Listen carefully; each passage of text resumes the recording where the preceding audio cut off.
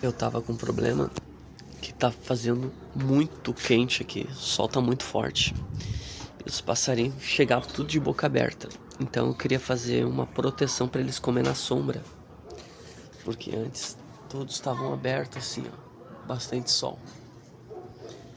E aí agora tá dando sol, instalei ontem de noite e hoje eu botei a comida. E a princípio deu certo. Eles conseguem comer agora na sombra.